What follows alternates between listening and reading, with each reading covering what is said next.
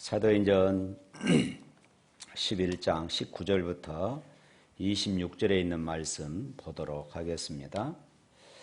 그때에 스데반의 일로 일어난 환란으로 말미암아 흩어진 자들이 베니게와 구브로와 안디옥까지 이르러 유대인에게만 말씀을 전하는데 그 중에 구브로와 구레네 몇 사람이 안디옥에 이르러 헬라인에게도 말하여 주 예수를 전파하니 주의 손이 그들과 함께 하심에 수많은 사람들이 믿고 주께 돌아오더라. 예루살렘 교회가 이 사람들의 소문을 듣고 바나바를 안디옥까지 보내니 그가 이르러 하나님의 은혜를 보고 기뻐하여 모든 사람에게 굳건한 마음으로 주와 함께 머물러 있으라 고나니 바나바는 착한 사람이요 성령과 믿음이 충만한 사람이라. 이에 큰 무리가 주께 더하여 지더라. 바나바가 사울을 찾으러 다소에 가서 만나매 안디옥에 데리고 와서 둘이 교회에 1년간 모여 있어 큰 무리를 가르쳤고 제자들이 안디옥에서 비로소 그리스도인이라 일컬음을 받게 되었더라. 아멘. 스데반이 순교한 뒤에 예루살렘 교회에 큰 박해가 일어났습니다. 그리고 예루살렘 교회의 교인들은 이 엄청난 박해를 피해서 뿔뿔이 다 흩어졌지요. 그들이 사마리아에 가서 또 복음을 전하게 되었고 곳곳에서 복음을 전하게 되어집니다.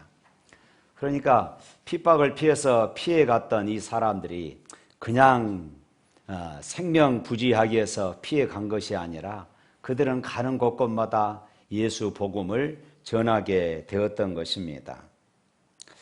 그들은 예수 그리스도의 희망의 말을 전했습니다. 예수 그리스도의 생명의 말씀을 그들은 전했습니다. 그랬더니 그들이 가는 곳곳마다 성령의 역사가 일어나고 주께로 돌아온 이들이 많이 있었다고 성경은 기록하고 있습니다. 그렇게 그들은 베니게와 구브로와 안디옥에까지 이르게 되었고 이 안디옥에 교회가 세워지게 되는 이런 일들도 일어났습니다.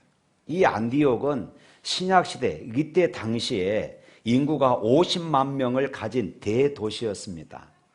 지금 50만 명 얼마나 큰 도시이겠거니 이렇게 이야기할 수 있지만은 당시에 50만 명 그러면은 이 안디옥은 로마에서 세 번째 로마가 점령하고 있는 그 도시 가운데 가장 큰 도시가 로마이고 두 번째가 알렉산드리아이고 그리고 세 번째가 바로 이 안디옥이었습니다. 그만큼 이 안디옥은 로마에서 굉장히 큰 그런 도시였던 것입니다. 화려한 도시마다 그러하듯 이 안디옥에도 각종 우상 숭배가 그렇게 만연했던 도시였습니다. 시민들의 생활이 부유해서 사치와 방탕과 그리고 문란한 그런 생활 때문에 도덕이 무너진 이런 사회였습니다. 바로 그런 도시에 이 안디옥 교회가 세워진 것입니다. 그래서 오늘 20절 말씀에 보니까 그 중에 구브로와 구레네 몇 사람이 안디옥에 이르러 헬라인에게도 말하여 주 예수를 전파하니. 흩어진 사람들은 예수님 때문에 모든 것을 지금 잃어버린 사람들이지요. 예수만 믿지 않았더라도 예루살렘에서 가족들과 함께 편안한 이런 경제생활과 그리고 행복한 생활을 할 수가 있었을 것입니다. 그런데 예수님 때문에 때로는 가족과 헤어져야 하고 때로는 삶의 터전을 그렇게 버리고 떠나야만 했던 것입니다. 예수님 때문에 환난을 당하였고 예수님 때문에 쫓기는 그런 삶을 살아야 했습니다.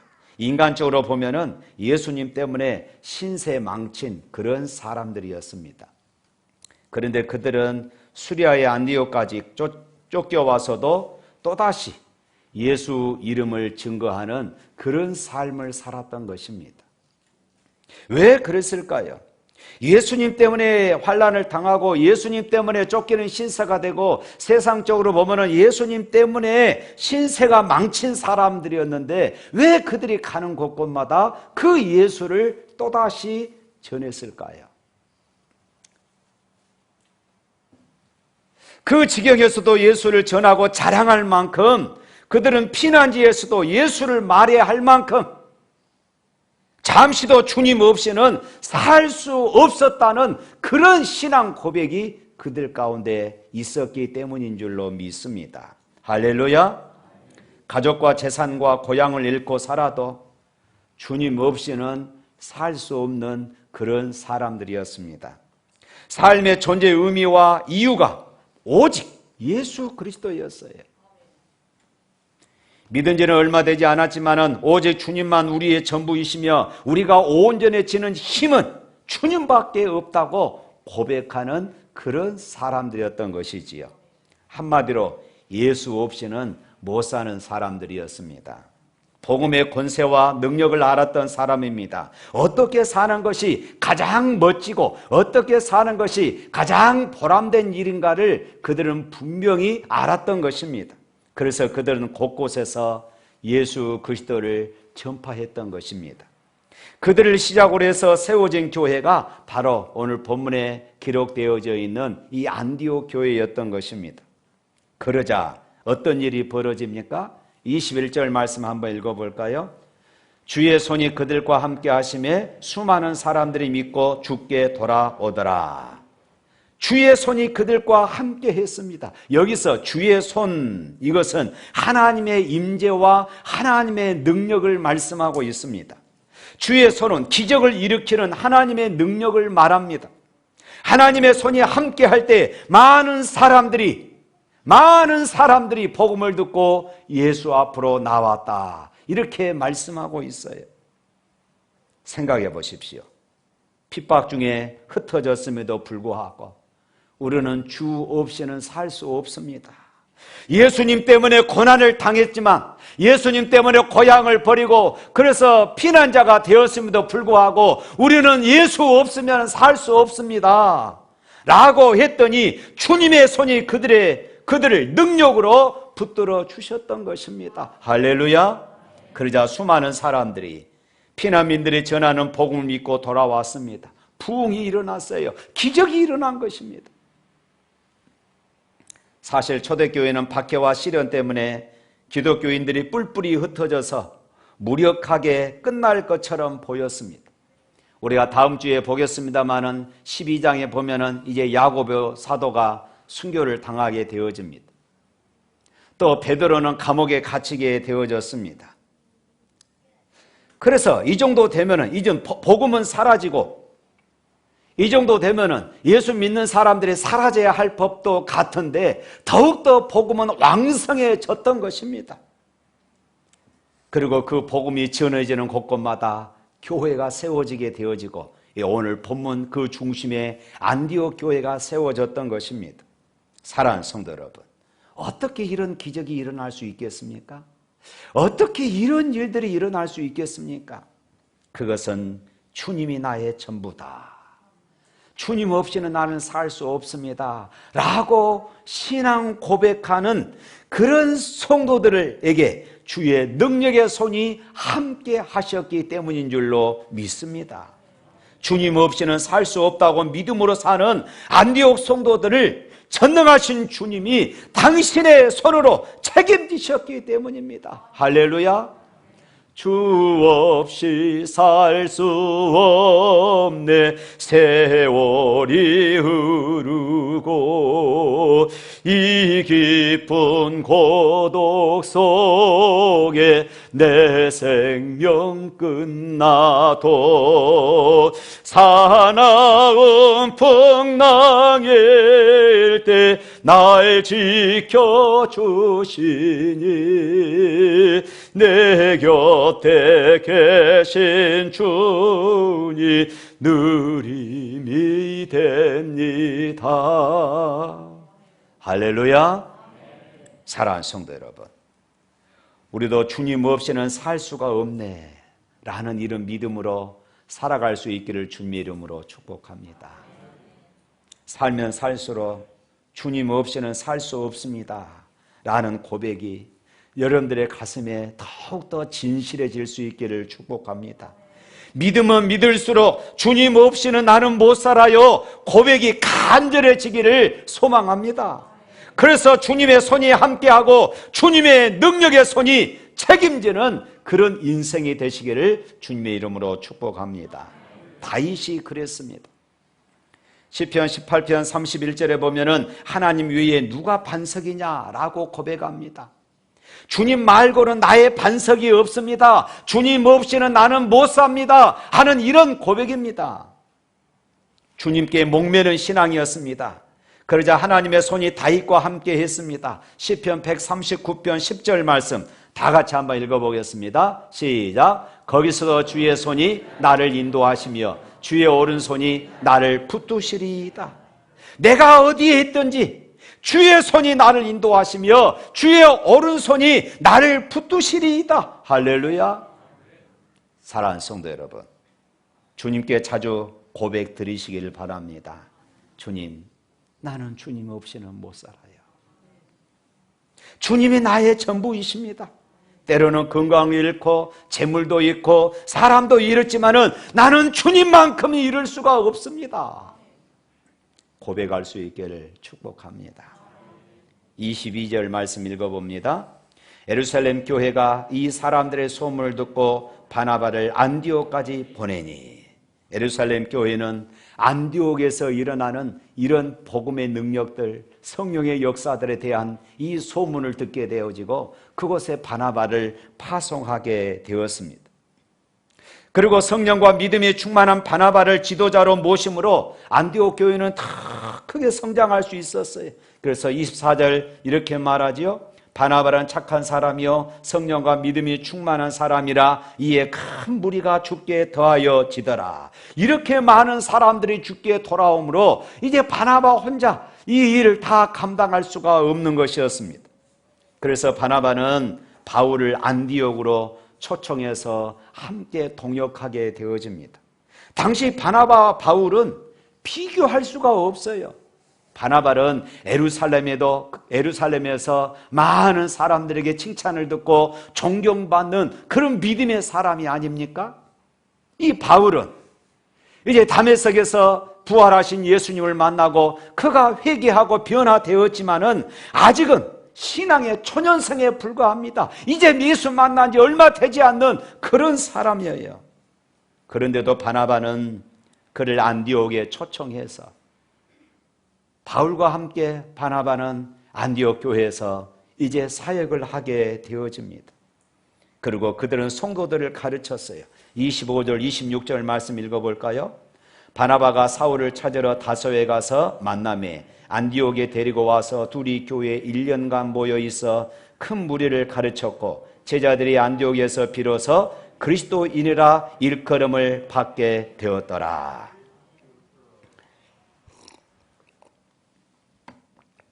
그렇다면 이들이 무엇을 가르쳤을까요? 오늘날처럼 성경이 있는 것도 아닙니다. 오늘날처럼 제자훈련 교재가 있는 것도 아닙니다. 그렇다면 무엇을 가르쳤을까요? 오직 예수 그리스도, 우리를 위해서 십자가에서 죽으시고 다시 부활하시고 성찬하신 그 예수 그리스도, 그리고 예수 그리스도를 믿는 믿음이 무엇인지를 가르쳤습니다. 예수 그리스도를 믿는 성도들은 어떻게 살아야 하는지를 가르쳤습니다.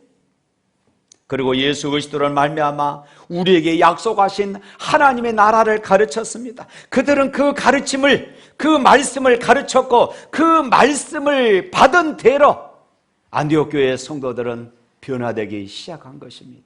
그들의 삶이 변화되기 시작했어요. 그래서 안디옥 사람들은 이 별점 같은 사람들을 일으켜서 그리스도인이라는 호칭을 최초로 이제 불려지게 되었던 것입니다. 여기서 그리스도인, 이 말은 그리스도를 추종하는 무리 그 말입니다. 그리스도인이라는 말은 우리말로 하면은 예수쟁이라는 말이에요. 이 말은 그러니까 결코 좋은 의미가 아니었던 것입니다. 사람을 비하할 때 자주 사용하는 말이 바로 이 쟁이라는 말을 사용합니다. 목수쟁이, 이발쟁이, 개구쟁이, 수다쟁이, 쟁이라는 말을 국어사전에 찾아보면은 사람의 성질, 습관 또는 행동, 모양 등과 일부 직종을 나타내는 말에 붙어서 그러한 사람을 가리켜 낮게, 그러한 사람들을 아주 낮추어서 하는 말이라고 되어 있습니다. 그런데 누가 안디옥 교회 성도들에게 그리스도인이라 이렇게 불러줬습니까? 안디옥 교회 교인들 스스로가 그렇게 말한 것이 아니라 예수를 믿지 않는 안디옥의 사람들이 안디옥 교회 성도들을 향하여서 그리스도인, 예수쟁이라고 그렇게 불렀던 것입니다. 사랑하는 성도 여러분, 안디옥 교회 성도들이 그렇게 그리스도인으로 불려졌던 이유가 무엇이었을까요? 안디옥 시민들이 보기에 그들은 착한 사람이었지만은 그리스도인은 단순히 착한 사람만은 아니었습니다.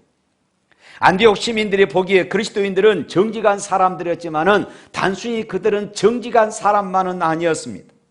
안디옥 교회 시민들을 볼 때에 그들은 성실하고 근면한 사람, 예수를 믿고 완전히 달라진 사람처럼 보였지만은 단순히 성실하고 근면한 사람이 아니었습니다.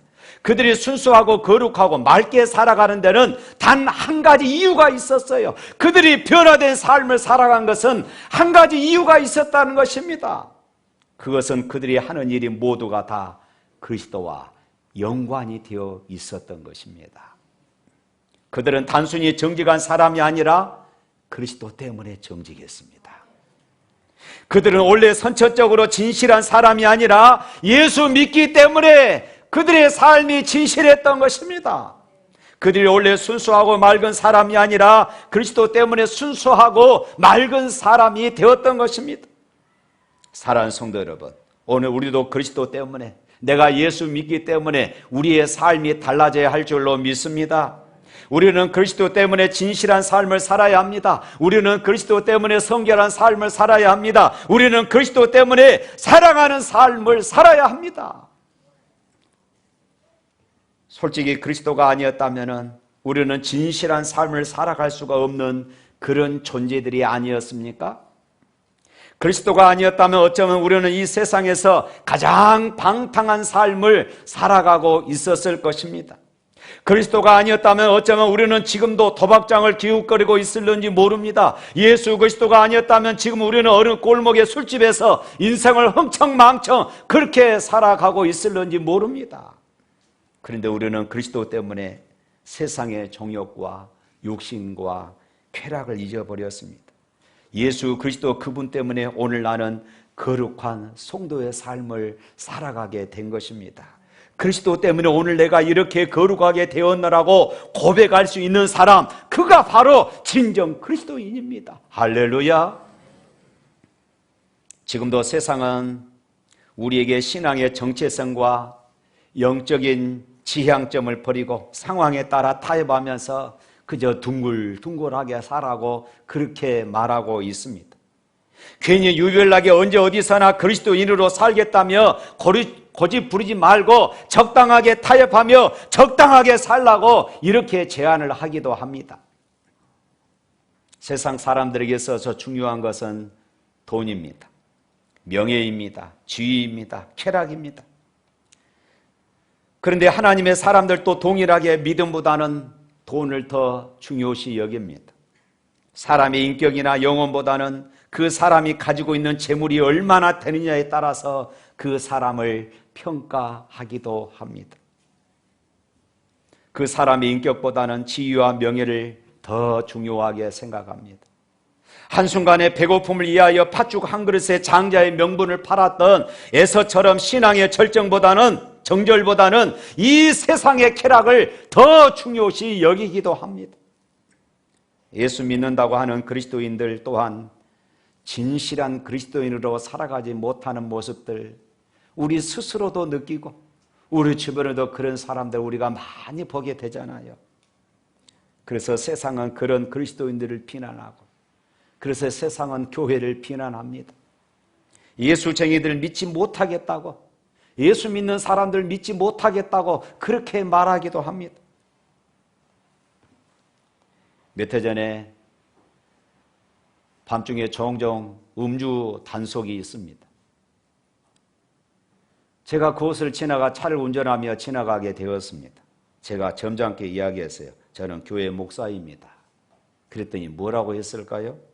아, 목사님이세요? 지나가세요. 이렇게 말하는 것이 아니라 그냥 부세요. 더 세게 부세요. 그러더라고요. 마음이 씁쓸했습니다. 그런데 음주 단속할 때, 저는 샘물교회 목사입니다. 저는 샘물교회 다닙니다. 그러면, 그러세요? 그냥 가세요. 이렇게 이야기한다면 얼마나 멋집니까? 사업을 하거나 거래할 때 저 사람은 샘물교회 장로야, 틀림없어. 이렇게 신뢰한다면 이 얼마나 영광스러운 일입니까? 그런데 안타깝게도 우리는 그렇지 못합니다. 제가 오랜만에 아까 오전에 아동부에서 설교를 했습니다. 예수 믿는 사람은 어떻게 살아가야 할까요? 라는 이 질문에 어떤 어린이가 양보하며 살아야 합니다. 이렇게 이야기를 했어요. 그랬더니 그 옆에 있는 어린이가 목사님, 누구는 양보를 절대로 안 해요. 계속해서 잃는 것입니다. 그래요. 예수 믿는 사람이 더 양보 안 할 수 있습니다. 예수 믿는 사람이 더 고집세고, 예수 믿는 사람이 더 억지 부리고, 예수 믿는 사람이 성질 더 부리고, 예수 믿는 사람이 손해보지 않으려고 예를 쓰고,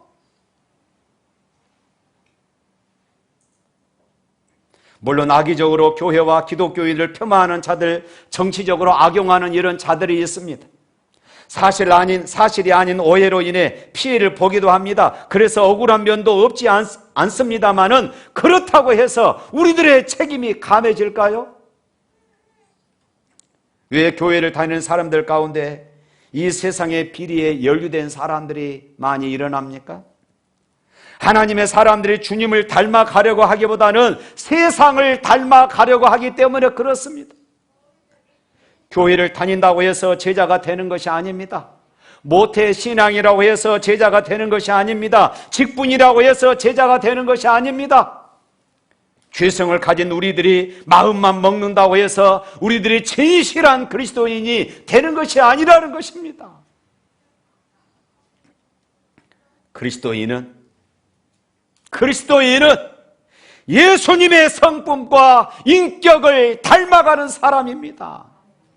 그것 때문에 평생을 몸부림하고, 그것 때문에 눈물을 흘려야 하고, 그것 때문에 때로는 금식하며 하나님 앞에 엎드리는 사람들. 작은 예수가 되어 이 세상을 변화시키며 사는 사람들입니다. 교회가 비난받거나 예수 믿는 사람들이 비리에 연루돼서 매스컴에 오르내릴 때 그것을 가슴에 품고 눈물로 기도하는 사람, 바로 이런 사람들을 가르쳐서 그리스도인이다, 이렇게 말할 수 있는 것입니다.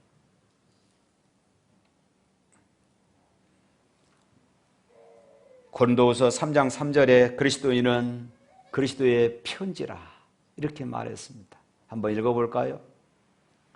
너희는 우리로 말미암아 나타난 그리스도의 편지니 이는 떡으로 먹으러 쓴 것이 아니요 오직 살아계신 하나님의 영으로 쓴 것이며 또 돌판에 쓴 것이 아니요 오직 육의 마음판에 쓴 것이라. 너희는 그리스도의 편지라. 우리는 그리스도의 편지입니다. 그리스도의 소식을, 예수님의 소식을 온 세상에 우리의 입으로, 우리의 행동으로, 우리의 삶으로 전해야 하는 것입니다. 고린도후서 2장 15절 말씀에 그리스도인은 또 그리스도의 향기라고 말씀했습니다. 또 한번 읽어볼까요? 우리는 구원받은 자들에게나 망하는 자들에게나 하나님 앞에서 그리스도의 향기니. 사랑하는 성도 여러분, 예수 냄새 풍기며 살아갈 수 있기를 축복합니다. 예수 믿으면서 예수 냄새 감추려고 하지 마십시오. 누가복음 12장 8절 9절 말씀에 주님은 이렇게 말씀하십니다. 또 한번 읽어봅니다. 내가 또한 너희에게 말하노니 누구든지 사람 앞에서 나를 시인하면 인자도 하나님 사자들 앞에서 그를 시인할 것이요 사람들 앞에서 나를 부인하는 자는 하나님의 사자들 앞에서 부인을 당하리라. 사랑하는 성도 여러분, 예수 믿는 것 당당하게 드러내며 사시기를 바랍니다. 내가 너무 고집스럽고 내가 너무 이기적이고 그래서 내가 예수 믿는 것을 드러내지 못하는 그런 삶을 살지는 않습니까? 이제 청산해야 합니다.